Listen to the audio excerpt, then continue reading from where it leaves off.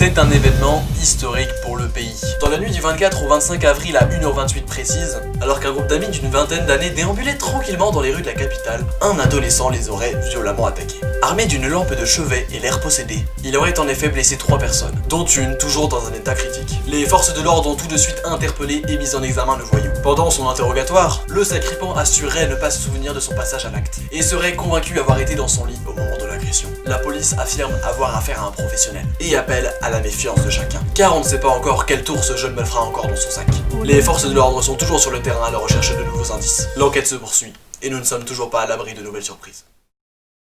Attention, la séquence qui va suivre contient un énorme spoil qui risque fortement de nuire à votre bon visionnage de la vidéo. Si vous ne souhaitez pas être divulgaché, veuillez avancer la vidéo de quelques secondes. Je suis somnambule. Ouais, je sais, c'est pas si surprenant, si ce n'est même décevant. Juste avant d'entrer dans le vif du sujet, je vous propose... C'est l'instant culture du jour. Pour apprendre simplement tout en s'amusant. Mais qu'est-ce donc que le somnambulisme? Le somnambulisme touche majoritairement les enfants, même si les adultes ne sont pas exclus. Comme vous le savez probablement, notre sommeil est divisé en plusieurs cycles, en moyenne 3 à 4 par nuit. Chaque cycle étant lui-même composé par 2 phases bien distinctes. Une phase de sommeil profond, où l'individu dort, comme son nom l'indique, profondément, et où il est donc difficile à réveiller. C'est aussi la phase la plus régénératrice. Et une phase de sommeil paradoxale, pendant laquelle l'activité de notre cerveau s'intensifie, et nos yeux font comme ça sous nos paupières. Et c'est pendant ce fameux sommeil paradoxal que se trouve le cœur de notre problème.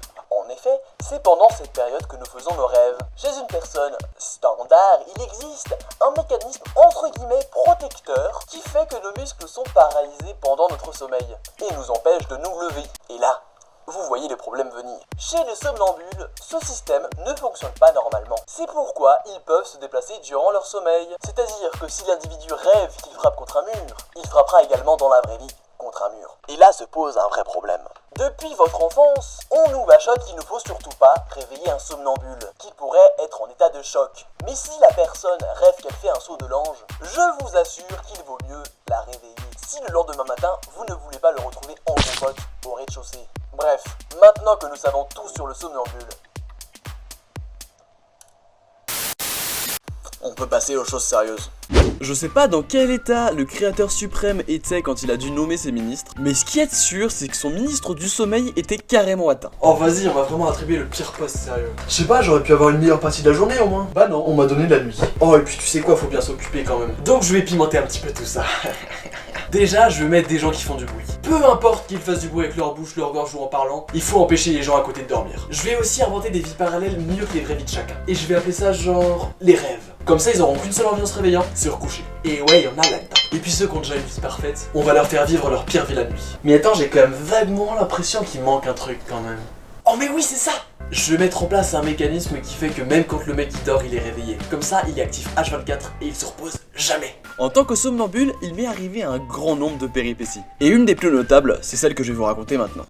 Je me suis réveillé un matin et bizarrement j'avais perdu mon oreiller. Du coup à cet instant-là je me suis dit oh bah il doit pas être très loin. Du coup en attendant de retrouver cet oreiller, j'ai pris un autre oreiller qu'il y avait sur le canapé dans ma chambre. Une semaine s'écoule et je ne le retrouve pas. Bon certes je crois que j'avais un peu jeté l'éponge et que je l'avais pas cherché du tout. Mais un soir, alors que ma mère rentrait du boulot, elle tenait dans la main un coussin. Au début j'avais pas encore compris que c'était le mien. Elle m'a donc raconté qu'elle l'avait retrouvé dans le hall de l'immeuble, c'est-à-dire au rez-de-chaussée, et elle l'avait remonté parce qu'elle trouvait qu'il ressemblait étrangement à nos coussins. Bien sûr, petite précision notable, j'avais pas dit à ma mère que j'avais perdu mon coussin. Et c'est à cet instant précis que j'ai compris toute l'histoire. La nuit juste avant la disparition de mon oreiller, mon moi somnambule avait eu la brillante idée d'ouvrir la fenêtre et d'y jeter mon oreiller.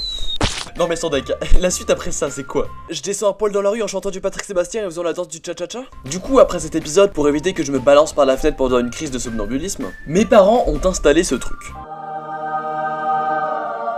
Un petit dispositif qui nécessite une clé pour que je puisse ouvrir ma fenêtre. Si ça c'est pas incroyable. C'est quoi la prochaine étape après ça pour me protéger? Mettre des clous dans mon matelas? Ah bah comme ça au moins on est sûr que je vais pas dormir. Et là pour le coup je vais pas être somnambule. Bon après faut avouer quand même que j'exagère un petit peu parce que ça me permet de me sentir en sécurité. Parce que je vous avoue que des fois, quand je vois ce que je suis capable de faire la nuit, j'ai un peu peur de pas me réveiller le matin.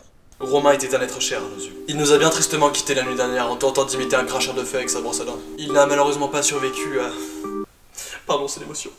à la chute de sa brosse à dents dans son œsophage. Quand j'étais plus jeune, je m'amusais la nuit, enfin pas consciemment bien sûr, à déplacer mes meubles. Et oui, je déménageais littéralement ma chambre à 2h du mat. C'était pas rare par exemple de retrouver mon bureau en plein milieu de ma chambre le lendemain matin. Et je me dis, si seulement on pouvait programmer ce qu'on va faire la prochaine nuit en étant somnambule, ça serait sympa quand même. Ouais, vas-y, flemme, je rangerai demain. On est bien.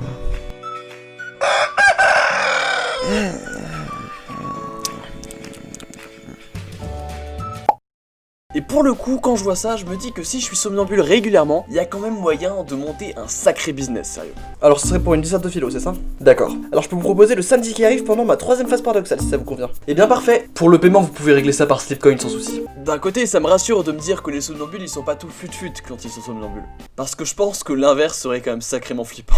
Enfin, tu sais, je pense pas qu'on puisse réellement dire que cette crise sanitaire, enfin, tu permets, hein, je me corrige, humanitaire, ait de réelles conséquences drastiques. Si ce n'est peut-être une prise de conscience collective sur l'effondrement inévitable, mais procrastinable, de cette société tant contestée depuis des... Et ça me permet d'en venir à une question que je me pose. Quel est le degré d'intelligence d'un somnambule? Par exemple, si un mec veut s'amuser en mettant un obstacle devant un somnambule, comment va-t-il réagir? Possibilité numéro 1. Le somnambule est stupide. Possibilité numéro 2. Le somnambule est pas si bête qu'il en a l'air. Je sais pas vous, mais moi je confonds très souvent somnambule avec funambule. Y a pas de chute. Non, y a pas de chute. En vrai, si t'es un bon comédien et que tu sais plutôt bien imiter les somnambules, je pense qu'il y a moyen de faire des plutôt bons coups. Par exemple, en pleine nuit, se faire une petite tartine au Nutella. Et si tu te fais choper, bah tu fais genre t'es somnambule. Et ça passe incognito. Bon, bien sûr, après, comme toute chose, il faut le faire dans les limites du raisonnable. Wesh man, comment ça va? Mais non, c'est pas vrai. T'es en train de me dire que cette nuit t'as pu avoir que 8h30 de sommeil? Ah ouais, mec, je te plains tellement. Romain, tu fais quoi? J'ai toujours été dans la peau du somnambule, mais si jamais un jour il m'arrivait d'en croiser un autre de somnambule, je sais clairement pas comment je réagirais. Recule un peu, s'il te plaît.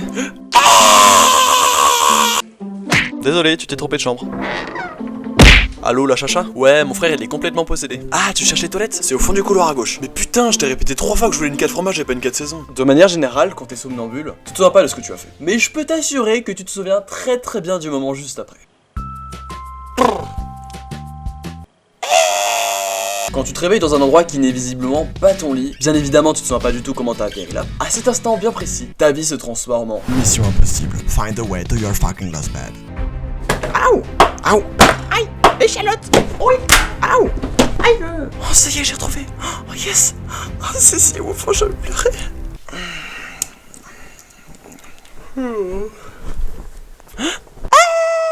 Tout ça, je dois bien l'avouer, ça m'inquiète pour ma vie future. Quand je vais commencer à dormir avec quelqu'un d'autre de manière régulière, c'est-à-dire avec une personne dans le même lit que moi, comment la personne à côté de moi va accepter le fait qu'elle peut recevoir une taloche à chaque instant? Dans le cas où un somnambule sort dans la rue et qu'il croise un policier, par exemple dans ce cas. Arrêtez-vous monsieur, police, vos papiers s'il vous plaît. Enfin, je sais pas, c'est un peu une situation délicate pour le policier. Comment il doit réagir dans cette situation? Oh, réveillez-vous! Surtout pas! Ça pourrait être super dangereux pour la personne. Et dans le cas le plus grave, si le somnambule était amené à commettre un crime, comment on est censé juger ça? Monsieur Dutronc, vous êtes condamné à 4 ans de prison ferme pour non-contrôle de ce que vous ne pouvez pas contrôler. La séance est ouverte. Moi, quand je pense aux personnes qui sont somnambules, je peux pas m'empêcher d'y voir un petit côté creepy. Genre comme dans les films d'horreur, tu vois.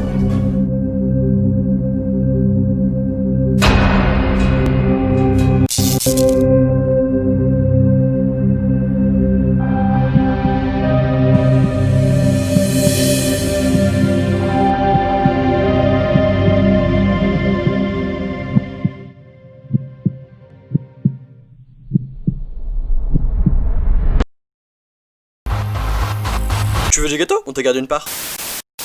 Bref, si cette vidéo vous a plu, n'hésitez pas à me le dire en commentaire. J'ai encore plein de choses à dire sur le sujet et je suis sûr qu'il y a énormément de pépites sur internet. Donc il y a de quoi s'amuser encore pas mal. J'espère du fond du cœur que la vidéo vous a plu. Si c'est le cas, n'hésitez pas à me le dire en commentaire, à laisser un petit pouce bleu et à vous abonner, ça me ferait super plaisir. Et si vous voulez vraiment faire plus, n'hésitez pas à partager la vidéo. Ça permet de donner plus de visibilité à la chaîne et déjà merci beaucoup à tous les gens qui le font. On se dit à très vite pour une toute nouvelle vidéo. D'ici là, portez-vous bien. Ciao.